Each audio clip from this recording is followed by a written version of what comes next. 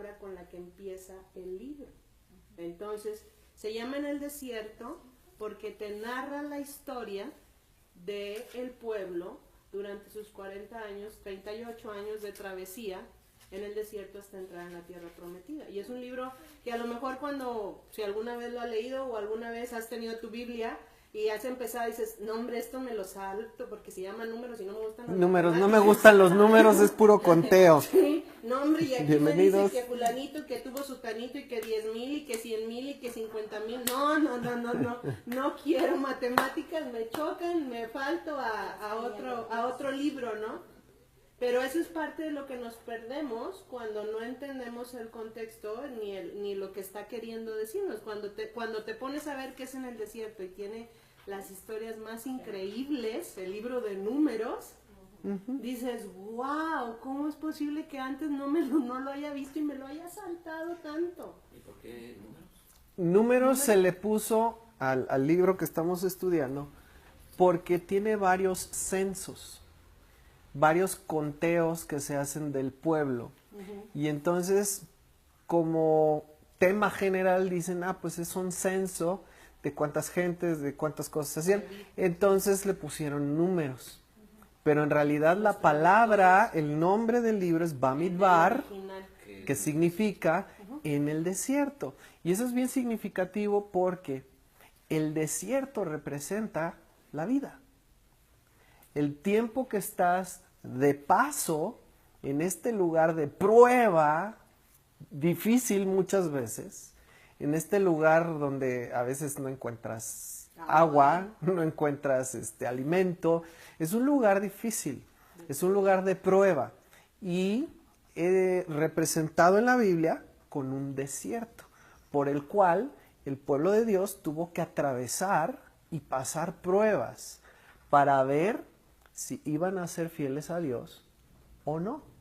Y Dios muchas veces les muestra que Él está con ellos, les muestra que van a tener lo que necesitan, les aparece comida, un pan que hacían con una semilla parecida al culantro, dice, que llamaron maná.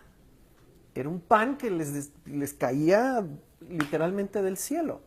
Sin embargo, vamos a ver varias veces que este libro de Bamidbar o números son pruebas en donde se muestra la naturaleza del hombre. ¿Y por qué está ahí todo eso? Para ejemplo de nosotros. Para que cuando nos hallemos en diversas pruebas, dicen en los escritos en el Nuevo Testamento, sepamos qué es lo que Dios está esperando de nosotros. Muchas veces cuando desconectamos la Biblia decimos, no, números, números, eso déjalo allá. Eso no sirve. No entendemos muchas de las pruebas que pasamos en el desierto de la vida, no sabemos cómo se supone que tenemos que reaccionar, qué tenemos que hacer. Y todo está aquí. Por eso es importante estudiar este libro. Y mucho de lo que han escrito los apóstoles, los discípulos de Jesús, Yeshua, en el Nuevo Testamento, tiene como su base estos libros, estos 5 primeros libros. Y ahorita vas a ver cómo de esta pequeña porción que vamos a ver ahorita, que es números 21, hay aplicación a cosas que están hablando en el Nuevo Testamento. De aquí sale. Entonces, por eso es importante, cuando vamos a estudiar la Biblia, no, es como cuando vas a ver una película, pues no te brincas al final y tratas de entenderle y luego ves el principio, o ves un cachito aquí y luego te brincas 20 y luego 30 minutos y luego vas al fin. No, o sea, lo ves de principio a fin. Eso es lo que estamos haciendo con la Biblia. Entonces, números, que es Bamidbar, que quiere decir en el desierto. La Biblia dice que toda la escritura, eso lo comentamos ayer, toda la escritura, le dice Pablo a su discípulo Timoteo en 2 de Timoteo 3:14, fue inspirada por Dios y es útil para enseñarnos, ¿sí? Y ese es el caso de Bamidbar. Ahora, ahí en Números 21, vamos a leer, dice, cuando el cananeo el rey de Arad, que habitaba en el Negev, oyó que venía Israel por el camino de Atarim, peleó contra Israel y le tomó algunos prisioneros. Ahora, si lo lees así de corridito, dices, pues ¿y eso qué me va a enseñar? O sea, ¿qué aplicación tiene eso? Ahí es donde tenemos que empezar a profundizar. Si en este libro nos dice específicamente el nombre de una persona o de un lugar, muchas veces es porque ese nombre representa algo. Algo que tú y yo vamos a enfrentar o vamos a tener encuentro con en la Biblia. Ahora, ¿cuál es el primer nombre que menciona aquí? Alguien dígame. El rey Arad. ¿El rey qué? El rey de Arad. Arad. ¿Qué creen que quiere decir Arad? ¿Qué? Arad, otra vez, como decíamos ahorita, es una traducción al español de una palabra hebrea. En el hebreo, Arad, que se pronuncia Arad, Arad, más o menos, ¿verdad? Bien importante. Quiere decir aislarse a sí mismo, fugitivo. Eso quiere decir Arad, fugitivo. ¿Sí? Entonces, dice otra vez, alguien en el números 21, vamos a leerlo otra vez, pero con este sentido.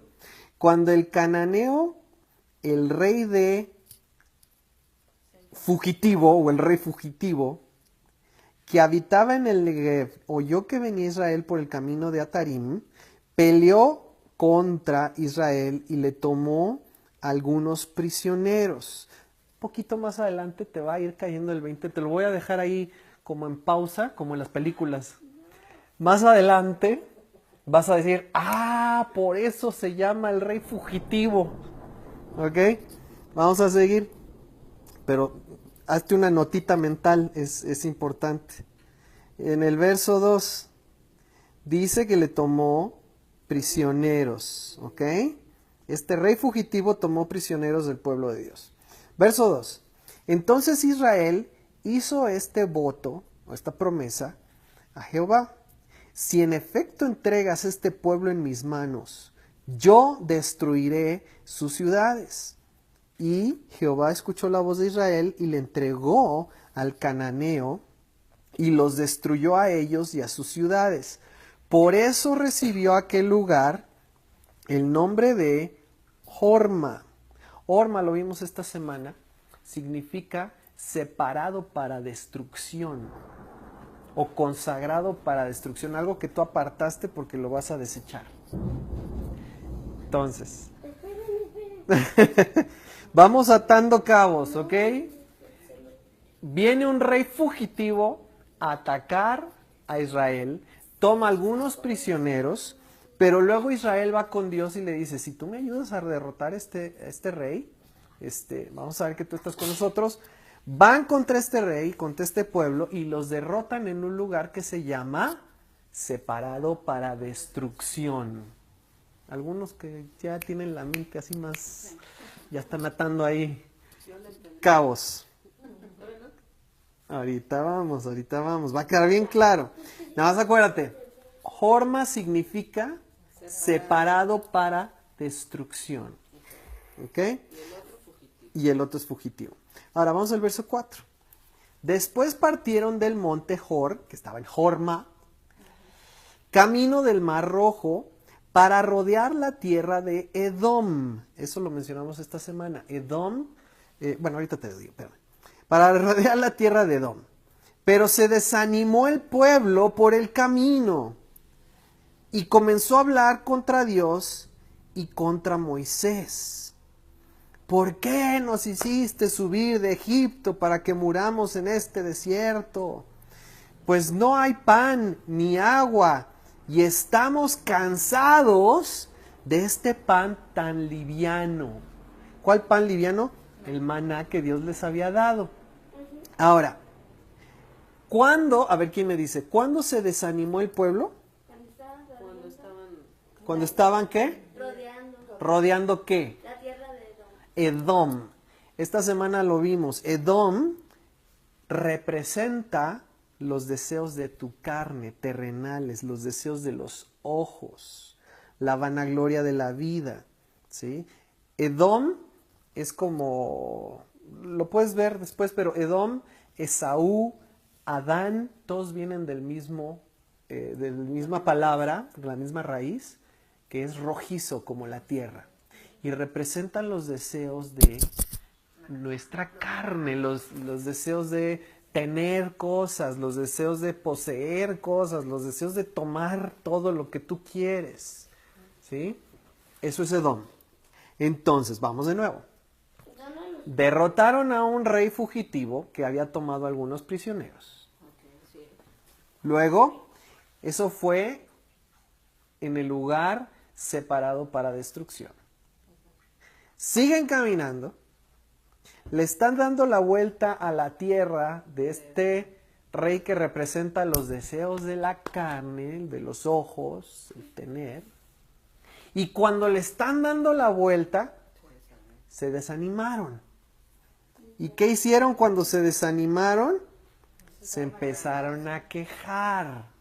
¿Se quejaron de qué? De la comida que Dios les estaba dando. Ahora, originalmente no querían darle la vuelta a esa tierra, querían atravesarla, querían negociar ahí con ellos. Y Dios les dijo, no, denle la vuelta. Ahora, recuerda que simboliza Edom.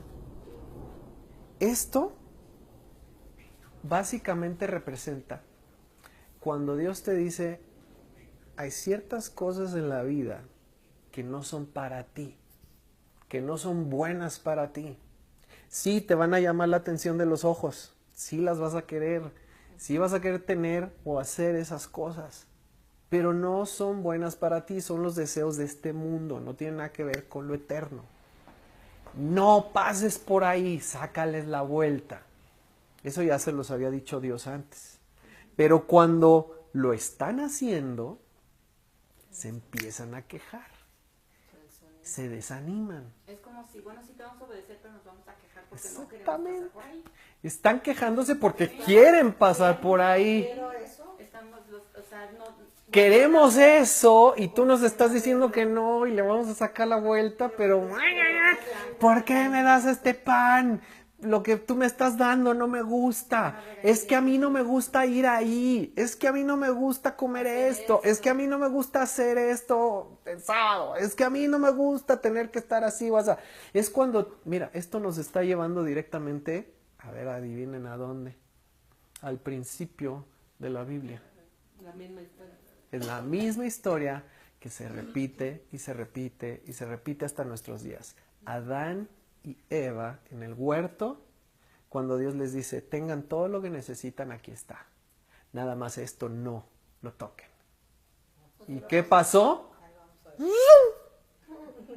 Ay, es que si no tengo eso, nada sirve. Ay, es que si no puedo jugar con eso, no tengo nada que hacer, estoy aburrido. ¿Verdad? Es que si no puedo ir a tal lugar, pues ahí van a estar todos. Y yo quiero estar ahí. Si no puedo tomar de esto o hacer aquello. Es cuando Dios te dice, mira, esto déjalo aparte, evítalo. Y tú dices, pues lo voy a hacer, pero yo quería. ¿Y qué sucede? Nos empezamos a quejar de lo que Dios nos ha dicho. ¿Por qué tengo que guardar el sábado? El sábado es cuando todo el mundo anda en la calle.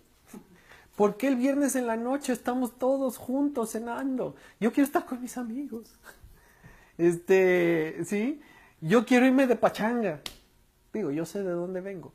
Entonces, estoy hablando por mí. Las pedradas son para... Sí, las pedradas son así como cuando avientas para arriba, ¿no? Yo sé de qué estoy hablando.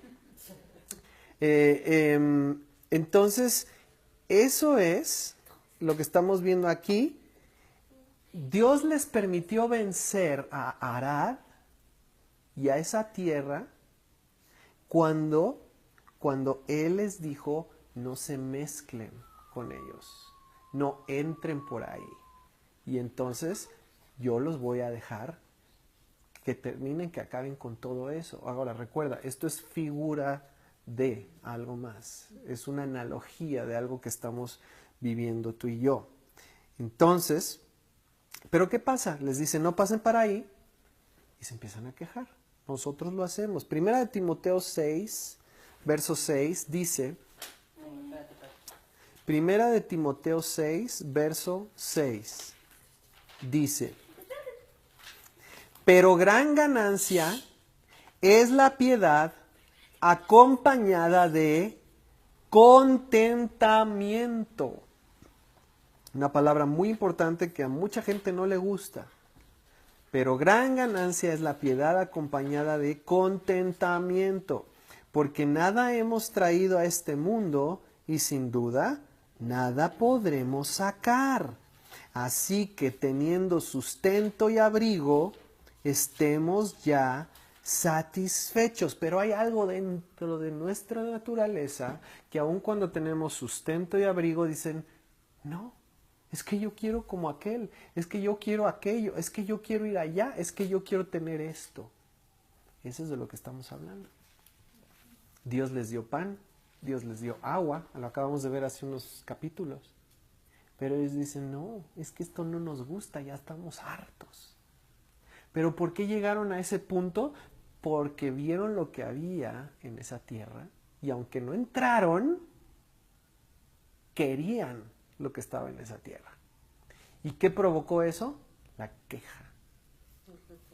Es que yo no quería comer ahí, yo quería comer en otro lado. Y aunque te llevan y te dan comida buena, que tú no pagaste por ella, dices, ay, hubiéramos ido a no sé dónde. Ay, ¿por qué me compraste esto? Yo no quería esto, yo quería aquel. Con todo en que no lo pagué, ¿verdad? Pero así somos, está en nuestra naturaleza. ¿Y qué provoca? La queja. Ahora, necesitamos entender esto porque esta queja a Dios no le agrada. Hace unos versos atrás, el pueblo quería agua. ¿Se acuerdan? No tenían agua, no tenían... Ahora, el agua, oye, pues es algo indispensable. Sin agua te mueres, ¿verdad? Le piden agua a Moisés y Dios les da agua y no los castiga por pedir agua. No es como que, ay, estos otra vez tienen sed. No, o sea, necesitas agua, toma agua. ¿Quieres un vaso de agua? Pues ¿a quién le vas a negar un vaso de agua? Toma agua. No hubo un castigo, no hubo un regaño, no hubo nada. Ahora, aquí es muy diferente. No están quejándose porque les falte agua. Números 21, 6. Continuamos leyendo. Dice, entonces Jehová envió contra el pueblo unas serpientes venenosas. ¿A quién le gustan las serpientes? A mí me gustaban. A mí me gustaban. Hasta que un día se nos salió una en la casa y les metió un susto de... Teníamos una boa. No era tan chiquita como este pelo. Pero la encontramos así chiquita.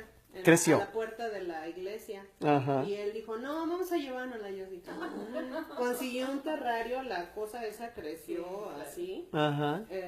Pero un día, ya ves que el terrario tiene así como una, ¿cómo se llama? Una malla. Una malla arriba. Pues se salió, le empujó la malla y se salió y venimos a una casa de 2 pisos. Fue de noche. Era de noche, la teníamos En abajo. el piso de abajo. Luego dormíamos abajo. Y ellos tenían su cuarto abajo. Un día va subiendo Taita por las escaleras. En la madrugada, está oscuro. Sí, está oscuro. Y nada más se escucha, mamá o papá, hay una serpiente en la escalera. No, y ahí donde estábamos viviendo había serpientes de veras, o sea, grandes. Entonces, no, hombre, me paré de brinco y le digo, no la agarres. Ahí quédate y no te muevas. Y pues no sé qué serpiente es, ¿verdad? Entonces ya me paré y prendí la luz. Y digo, es la Sisi. Y estaba ahí enroscada. Estaba enroscada ahí en la escalera, ¿no? Entonces ya digo, pero después de eso ya la serpiente fue para afuera. Sí, Imagínate, no más. Hasta que Sí. se murió. Bueno, esa es otra historia. El asunto es que hay como que una enemistad generalizada con las serpientes. Y hay una buena razón para ello.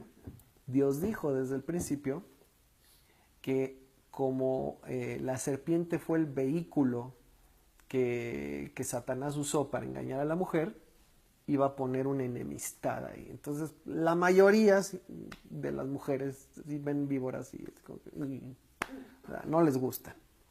Bueno, pues Dios les mandó víboras a los israelitas. Serpientes venenosas, en otras versiones dice ardientes o de fuego. La palabra, ahorita la vamos a ver, significa, bueno, ahorita te lo explico, pero mandó serpientes, dice aquí, venenosas que mordían al pueblo y así murió, poquita, mucha gente de Israel. Ahora, vamos a el significado de algunas palabras. Ok. Nada más acuérdate, dijimos, cuando el pueblo pidió agua, no hubo problema. Cuando el pueblo se queja, porque le tienen que dar la vuelta a Edom, porque no tienen lo que quieren, se quejan de la comida, se quejan del pan, entonces Dios dice, ahí te van estas amiguitas, culebritas, para que te den una lección. Una calentadita. Sí, sí, no. Venenosas o como de fuego. Serpiente viene de la palabra nahash. Digan nahash. Nahash es la palabra hebrea para serpiente y literalmente quiere decir sisear. Por eso le pusimos sí. Por eso a nuestra serpiente le pusimos sisi. Porque quiere decir sisear. Ahora, la connotación de este siseo, dice aquí el diccionario de la Biblia, es como cuando tú susurras un hechizo o un encantamiento. Eso es serpiente. Sisear como un encantamiento, un hechizo, ¿sí? Como una adivinación. Eso es nahash. Y está relacionado con el chisme también, ¿no? Exacto. Déjate, digo unas cosas aquí al oído. Ven. Y eso es nahash. Eso es serpiente. Y cuando dice de fuego o ardiente, es la palabra saraf. Digan saraf. Que quiere decir como ardiendo o venenoso. ¿Sí? Fury, que quiere decir encendido, pero la connotación es esa de venenoso, que arde, que duele, que te va a hacer arder, que te hace daño. Entonces, te hago una pregunta. De acuerdo a la Biblia, ¿quién es la serpiente antigua que anda engañando, siseando, mintiendo y produce muerte y destrucción? ¿Quién es? Satanás. ¿A quién le mandó Dios a su pueblo para castigarlos? A las serpientes. No era una, eran muchas. ¿Quiénes son? Esta es una analogía de Satanás y los demonios. Ahora, sin entrar en muchos detalles, eran ángeles. Eran ángeles, fueron creados como ángeles o mensajeros que tenían una función en el reino de Dios, pero ellos se rebelaron en contra de Dios y por rebelarse fueron malditos, tuvieron sobre de sí una maldición y ahora, en vez de traer el mensaje de Dios, como demonios, están siseando con un veneno que produce dolor y muerte. Fueron separados para destrucción. ¿Qué palabra dijimos ahorita que significa separado para destrucción? Horma. ¿Y quién fue el que les presentó batalla a los israelitas? El rey de Arad, que era el fugitivo en Horma. O sea, el que se rebeló y se fue, que estaba separado para destrucción, ataca a Israel y toma algunos prisioneros. ¿Qué hace Israel, el pueblo de Dios? Le dice a Dios, si tú estás conmigo, nosotros vamos a atacar a estos y vamos a acabar con todas sus ciudades. Y Dios dice, dale. Van, terminan con ellos, pero después, ¿qué pasa?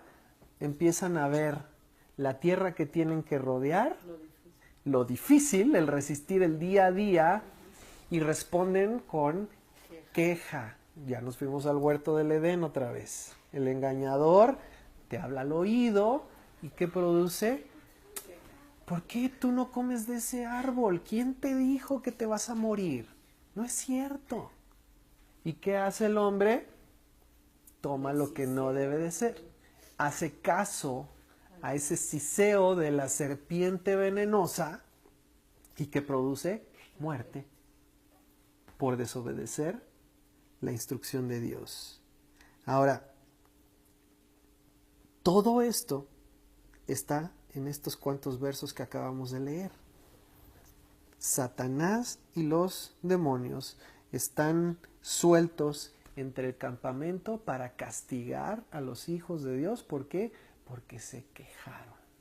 Algo que se me hace bien interesante de esta porción es que pensando en un desierto, si tú te vas al desierto, pues vas a encontrarte serpientes, ¿no? Ajá. O sea, no es que no estuvieran allí, El mismo Jesús o en el sea, desierto se vivían encontró a allí, la o sea, serpiente mayor. estamos hablando de que en uno de los animales del desierto es la serpiente. Ujú. Y no era como que durante su travesía por el desierto pues no hubiera habido serpientes, había serpientes. Simple y sencillamente la protección de Dios estaba sobre de ellos, cubriéndolos, guardándolos, protegiéndolos, alejando A la serpiente. a las serpientes, alejando todo aquello que les pudiera provocar muerte a ellos, teniendo su protección sobre ellos. ¿Qué pasa cuando Dios quita su protección?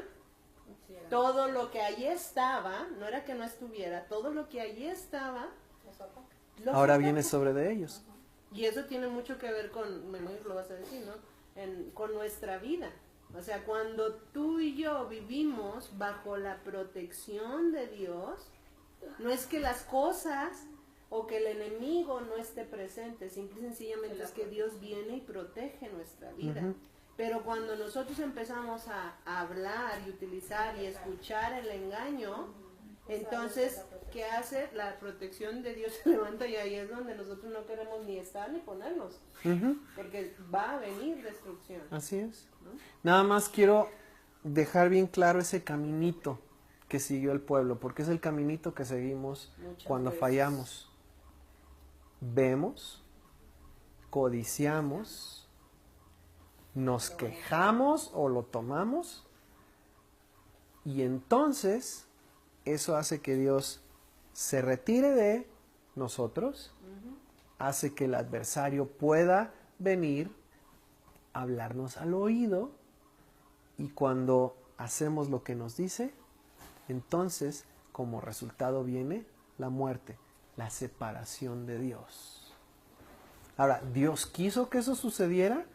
No, pero es la decisión de cada persona lo que permite que Dios permanezca a su lado o se aparte.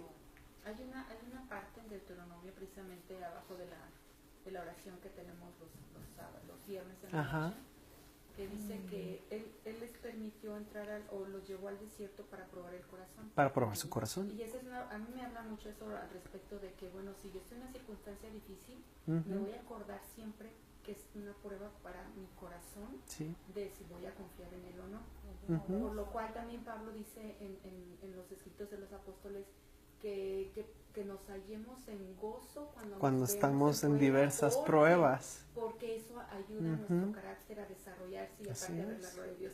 Entonces hay muchas cosas, hay muchos elementos que realmente sí son importantes de saber en el desierto Ujú. lo que nos puede pasar, para que nos acordemos de que debemos permanecer fieles a Dios. Así es.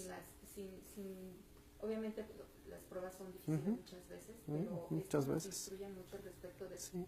de la permanencia en el desierto y el propósito Así de es. la permanencia en el desierto. Por eso es tan importante que sepamos que Bamidbar significa en el desierto, no números, porque es una analogía de nuestro paso por la vida donde somos probados, somos tentados y dependiendo de nuestras determinaciones, decisiones, actitudes, vamos a ver el resultado, ¿sí? Nada más un comentario aquí. Muchas veces cuando no conocemos las instrucciones de Dios, ¿qué es lo que nos guía? Nuestro corazón.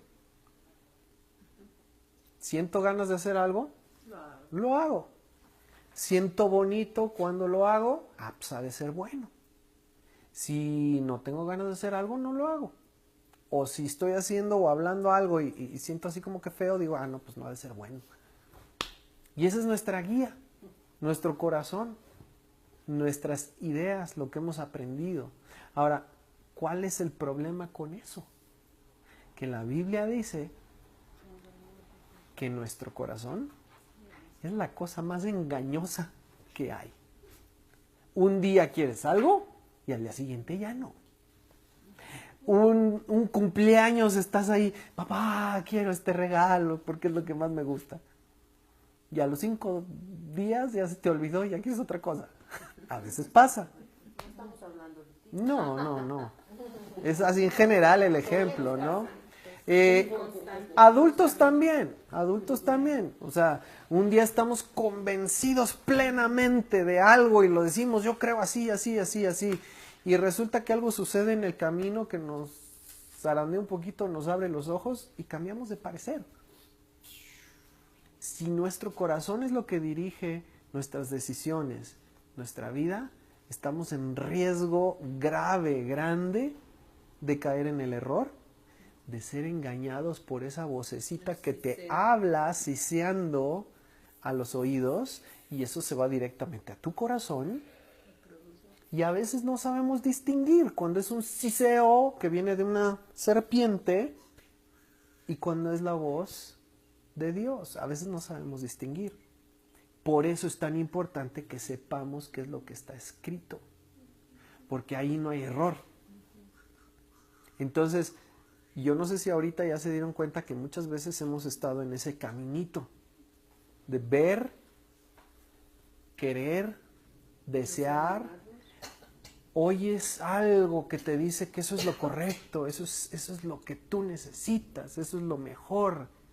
Te convences a ti mismo y entonces caemos.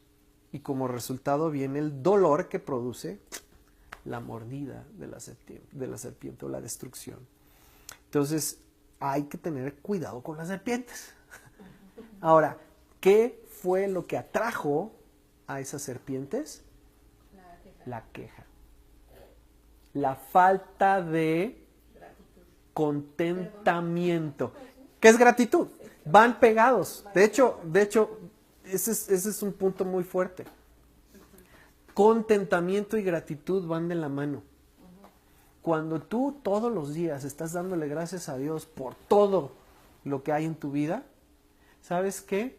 Eso produce contentamiento.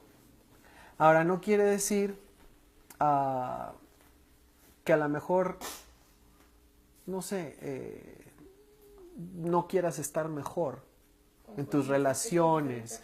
No es conformismo. Pero contentamiento es que puedo estar en paz donde estoy ahorita.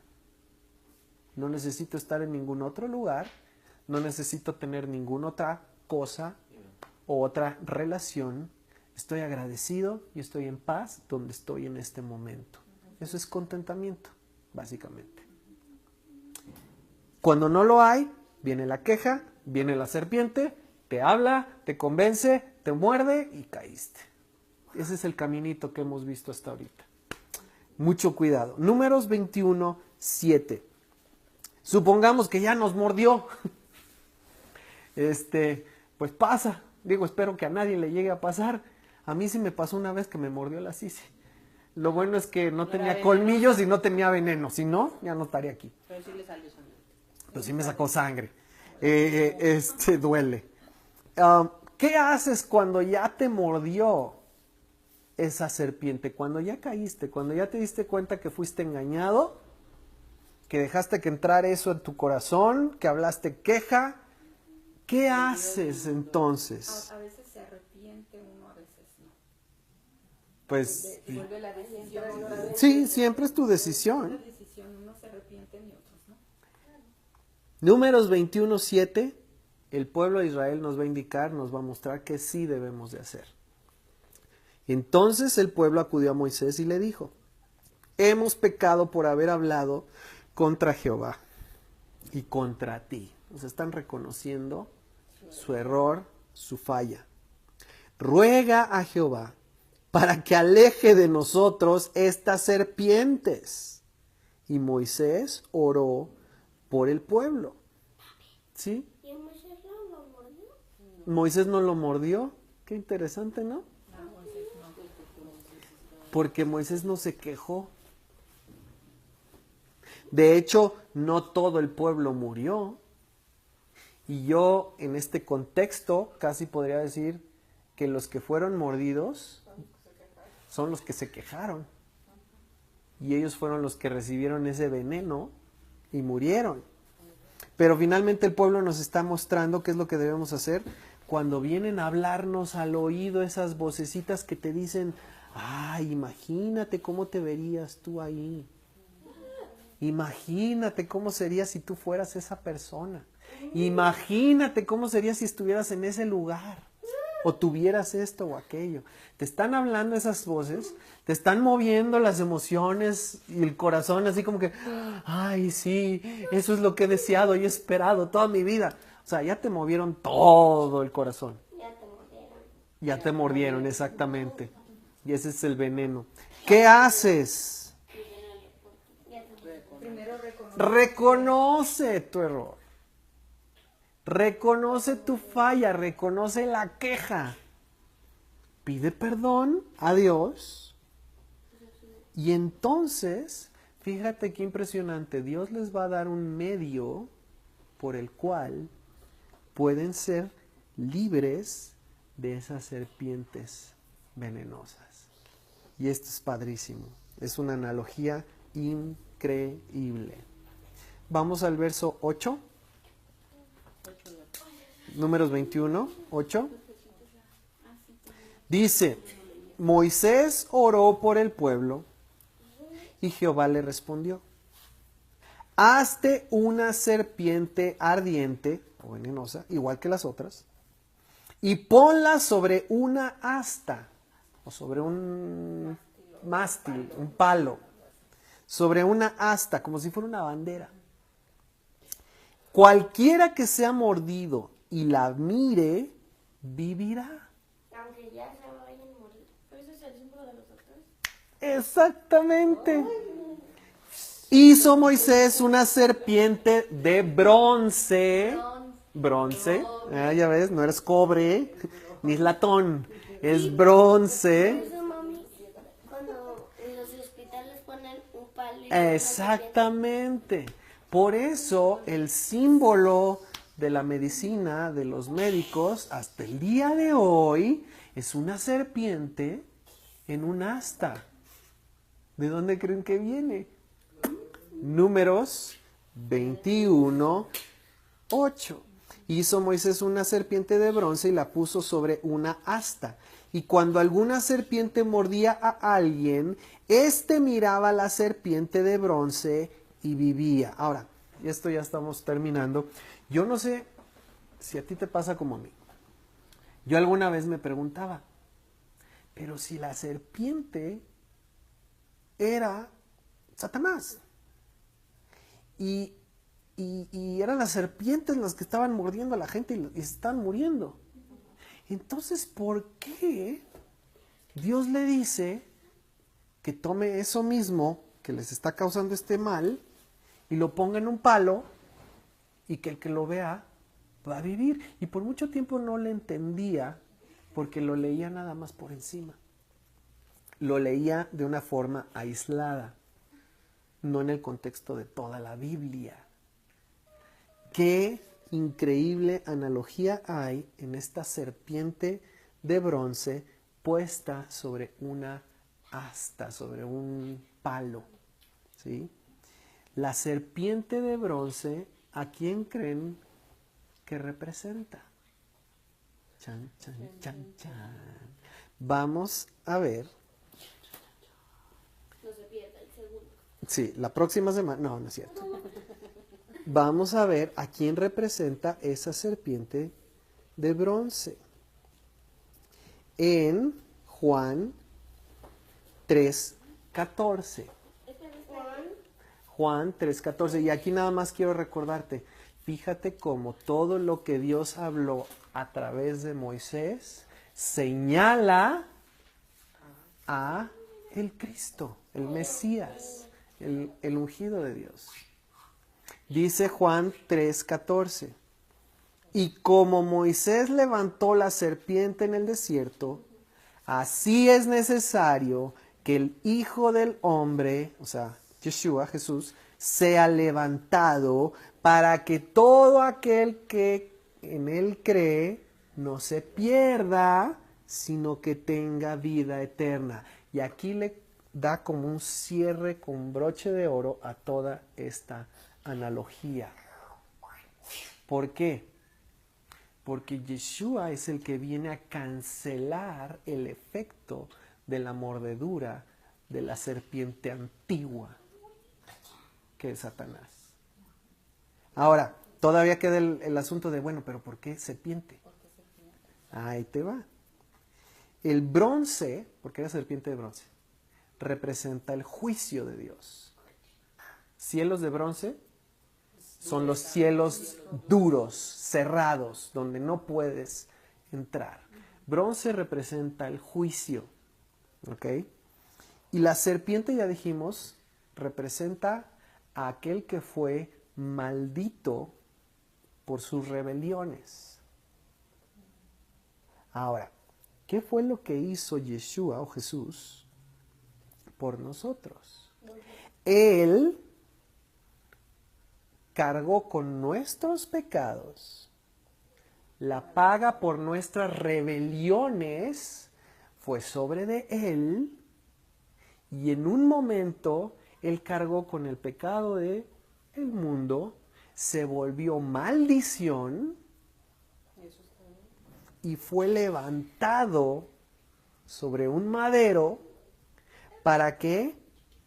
Para que el juicio del Padre cayera sobre de Él. ¿Para qué?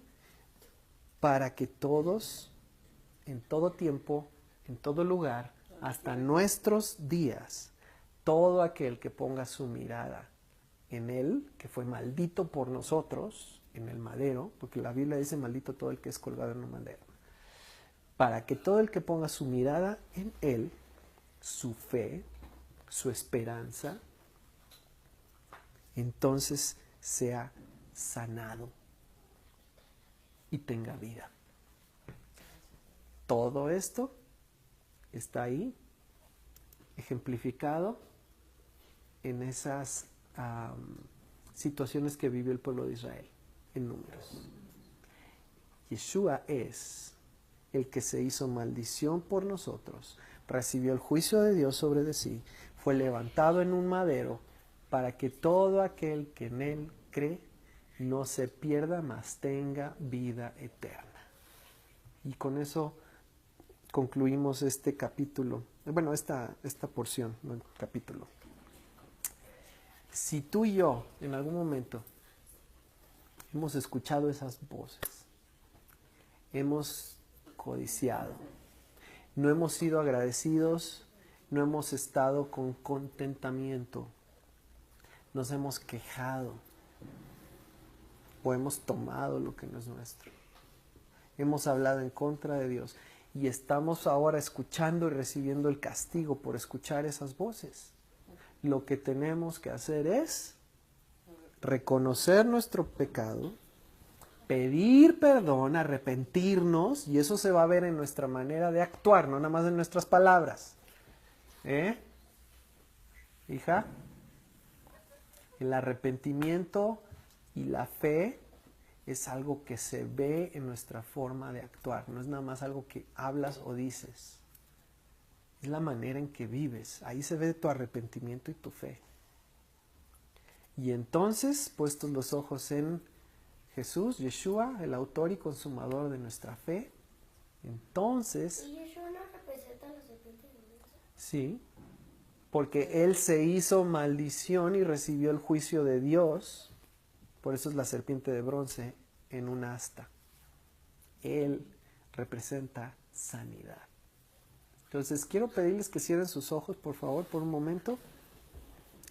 Yo no sé si alguien aquí ya estuvo sintiendo en su corazón, su espíritu, le está hablando Dios y sabe que ha pasado por este camino o está en este camino por el cual pasó el pueblo de Israel. ¿Qué tenemos que hacer? Reconocer nuestro pecado, la queja, la codicia, reconocer que hemos escuchado voces que no eran la de Dios y que estamos sufriendo las consecuencias. Pedir perdón y pedirle al Padre que a través del sacrificio de su Hijo nos limpie, nos sane y nos levante. Padre, en esta tarde te doy muchas gracias por lo que nos enseña tu palabra. Gracias porque no nos dejas en el desierto sin instrucciones. Nos has puesto en este lugar, sí, para ser probados, pero también nos has dado todo lo que necesitamos, Señor, para salir adelante. Nos has dado abrigo y sustento.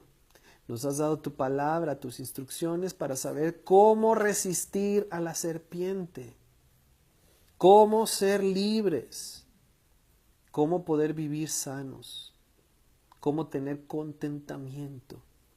Y Padre, yo te quiero pedir por todos aquellos que en algún momento hemos estado faltos de contentamiento, hemos estado deseando, codiciando, anhelando, escuchando voces que nos dicen que nos merecemos X o Y cosas o personas.